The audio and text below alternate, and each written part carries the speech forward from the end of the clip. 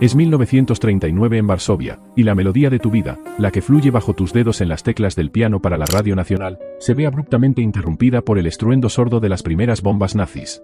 Eres Władysław Szpilman, un artista judío polaco cuya música es un faro de cultura en una ciudad que de pronto se sumerge en el caos. En medio del miedo que se apodera de las calles, te aferras a una esperanza frágil, crees que esta pesadilla será corta, que el mundo no permitirá que esta barbarie se prolongue.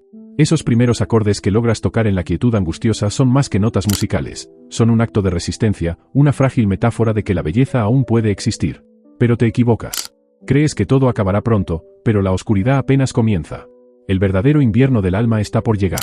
Tu vida totalmente normal acaba cuando esa última nota que tocas en el estudio de radio donde trabajas no se apaga, es devorada por la explosión ensordecedora de una bomba que impacta en el edificio.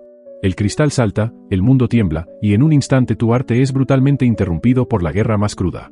Por un momento, la noticia de que Francia y Reino Unido han declarado la guerra a Alemania se extiende como un reguero de pólvora, inflando los corazones con una frágil esperanza de que esto terminará pronto, de que alguien vendrá a salvarlos.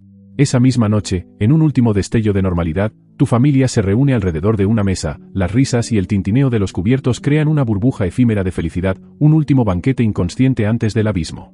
Pero esa esperanza y esa normalidad se desvanecen tan rápido como llegaron. La ocupación se cierne sobre Varsovia como una losa, y vuestro mundo comienza a encogerse. Primero son los brazaletes con la estrella de David, luego las prohibiciones, las miradas de desprecio, las calles que dejan de ser vuestras. La vida se va reduciendo a una lucha diaria por un trozo de pan, mientras las paredes del gueto se alzan, ladrillo a ladrillo, convirtiendo vuestra ciudad en una prisión. La música se ha convertido en un recuerdo lejano, un lujo de un mundo que ya no existe. La prisión que se va cerrando a tu alrededor no solo son con muros, sino con normas. De repente, un trozo de tela con una estrella azul se convierte en la parte más importante de tu ropa, un símbolo que grita tu identidad para que todos la vean y se alejen. Las aceras ya no son tuyas, el parque ya no es tuyo, ni siquiera un banco público te pertenece. El toque de queda se convierte cada tarde en una carrera contra el reloj, un miedo constante a que una mirada equivocada a un soldado sea tu último error. La humillación se vuelve rutina, ver cómo empujan a un anciano, cómo arrancan las barbas a hombres respetados, y sentir la mirada indiferente de los que pasan al otro lado de la calle, aquellos que pueden permitirse el lujo de no ver. Tu música, esa que una vez llenó salones, empieza a ahogarse entre el metálico repiqueteo de las botas alemanas y el susurro aterrorizado de una población que aprende, día a día, lo que significa tener miedo de ser quien es. Finalmente, las órdenes llegan y tu familia es arrancada de vuestro hogar, apiñada con miles de personas en una ciudad dentro de otra ciudad. Pero esta no tiene vida, tiene alambre de púas y muros que se alzan hacia un cielo que parece más gris.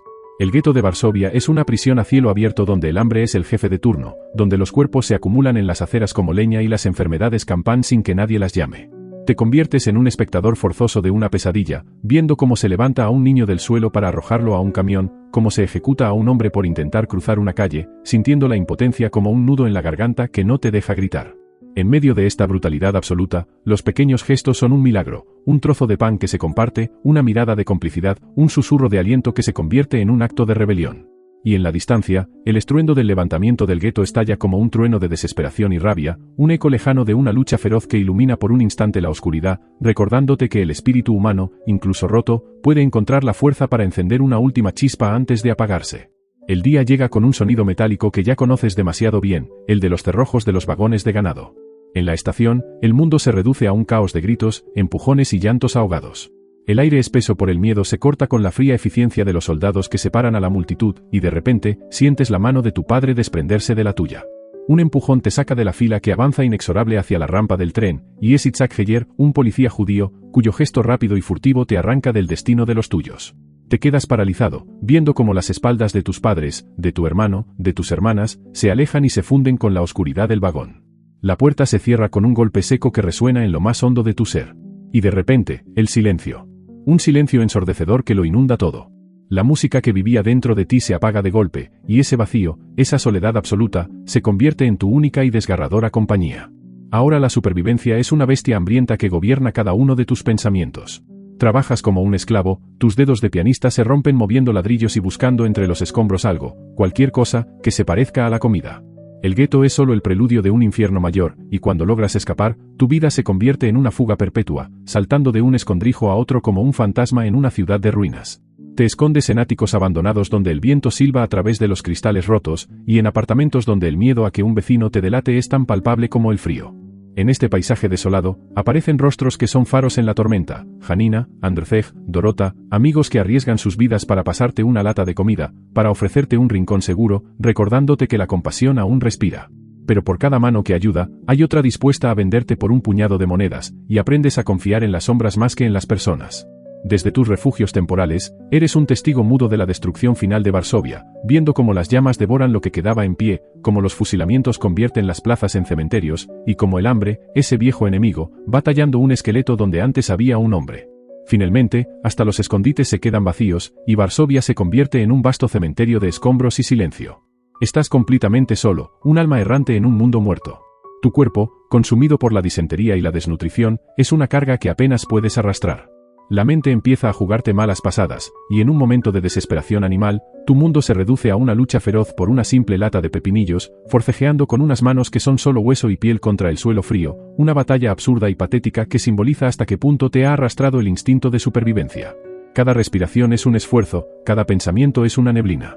La línea que separa la vida de la muerte se desdibuja por completo. Pero en medio de esa decadencia total, cuando tu cuerpo ya casi no te responde, un recuerdo persistente te mantiene anclado a quien fuiste, el movimiento de tus dedos sobre una superficie imaginaria, tarareando una melodía de Chopin que solo tú puedes escuchar. Tus manos, temblorosas y esqueléticas, aún recuerdan el piano. Justo cuando crees que el último hilo que te sostiene se va a romper, una linterna te descubre, arrancándote de tu escondite. Te enfrentas a la mirada de un oficial alemán, Will Mosenfeld, y tu vida pende de un hilo invisible. En lugar del disparo que esperas, surge una pregunta cargada de un eco de un mundo pasado: ¿qué hacías antes de la guerra? Al responder, pianista, una chispa de incredulidad cruza su rostro y te conduce a un piano polvoriento en una habitación contigua. Con unas manos que son poco más que garras temblorosas y un cuerpo que ha olvidado la fuerza, tus dedos se posan sobre las teclas. Y entonces, de la nada, nace la balada en sol menor de Chopin. La música, fantasmagórica y llena de una belleza desgarradora, inunda la casa en ruinas. No hay sonido de guerra, no hay odio, solo el silencio reverencial del oficial y la verdad pura del arte. En ese instante, Osenfeld deja de ser un uniforme para convertirse en un hombre, un ser conmocionado por la belleza en medio de la barbarie, demostrando que la humanidad puede sobrevivir incluso en el corazón del enemigo. El piano se convierte en un lenguaje universal que el odio no puede silenciar, y en un mundo dedicado a la muerte, tu música se erige como el recordatorio más elocuente de lo que significa estar vivo. Ese acto de belleza compartida se convierte en tu salvación. Osenfeld, el oficial que debería ser tu verdugo, se transforma en tu protector, ocultándote en un ático desvencijado y arriesgando su vida para traerte provisiones en silencio. En esa buhardilla nace una de las relaciones más extraordinarias de la guerra, una amistad muda y tácita entre el perseguidor y la víctima, un pacto de humanidad que trasciende el uniforme y la ideología. El abrigo de oficial alemán que te deja para abrigarte es un objeto de una contradicción desgarradora, un símbolo de la opresión que ahora es tu único escudo contra el frío y la muerte. Los meses pasan, y el sonido de los cañones soviéticos se acerca como un trueno prometedor. Llega el día de la retirada alemana, y con él, vuestra despedida. No hay grandes palabras, solo una mirada cargada de un entendimiento infinito y un nombre, el suyo, que él te dice en un último acto de fe, como si supiera que el mundo pronto le dará la espalda. Él se marcha con su ejército en desbandada, y tú te quedas solo de nuevo, pero esta vez con una chispa de esperanza prendida en el pecho. El estruendo de los tanques soviéticos arrasando lo que queda de las calles de Varsovia es la sinfonía más hermosa que has escuchado en años. Con el último resto de tus fuerzas, sales corriendo de tu escondite, desesperado por tocar la libertad, por gritar que has sobrevivido. Pero en tu prisa, olvidas el abrigo, ese abrigo alemán que te mantuvo con vida durante el invierno. Los soldados polacos y soviéticos solo ven la silueta de un uniforme enemigo emergiendo de las ruinas. Sus gritos se convierten en acusaciones, los fusiles se alzan y los disparos resuenan a tu alrededor, levantando polvo a tus pies. Te agachas, aterrorizado, tus palabras entrecortadas son un torrente desesperado de «soy polaco». «Soy judío», una explicación que se ahoga en el caos de la liberación. La ironía es un cuchillo retorcido en lo más profundo de tu ser, haber esquivado la muerte durante 6 largos años, solo para que te encuentre en el mismísimo instante en que la victoria llegaba a tu puerta. Mientras tú, demacrado pero libre, regresas a la radio polaca para que tus dedos vuelvan a dar vida a Chopin en el mismo estudio donde empezó el infierno, tu salvador enfrenta un destino cruel. Will Mosenfeld es capturado por los soviéticos y arrojado a un campo de prisioneros de guerra, donde el frío, el hambre y las enfermedades son sus nuevos carceleros. Desde detrás de la alambrada, logra hacer llegar un mensaje desesperado, una nota con tu nombre pidiendo ayuda, un último intento de alcanzar la mano que una vez él tendió hacia ti. Pero la burocracia de la posguerra es lenta e implacable, y cuando por fin logras localizarlo, cuando corres contra el tiempo para devolverle el favor que te dio la vida, llegas demasiado tarde. El hombre que encontró humanidad en medio del horror, muere en 1952, abandonado y olvidado en la oscuridad de un campo soviético, convertido en una víctima más de los escombros de una historia que no supo perdonar a un hombre bueno por llevar el uniforme equivocado. Y así, en un acto de puro y desgarrador renacimiento, te sientas nuevamente ante el piano en el estudio de la radio de Varsovia. Los mismos dedos que una vez se aferraron a una lata de pepinillos para no morir de hambre, que temblaron de frío en un ático desolado, encuentran ahora su lugar en las teclas. Y de ellos brota, poderosa y triunfal, la polonesa brillante en mi mayor de Chopin. Es la misma pieza que interrumpieron las bombas al comienzo de todo, pero ahora no es solo música, es un fantasma que ha regresado para reclamar su lugar, es la vida afirmándose con más fuerza que la muerte, es el arte demostrando que puede ser el refugio indestructible del espíritu humano. Władysław Szpilman murió en 2000, habiendo vivido con la memoria de quien le dio una segunda oportunidad. Will Mosenfeld, reconocido póstumamente como Justo entre las Naciones, murió en 1952, sin saber que su compasión sería recordada.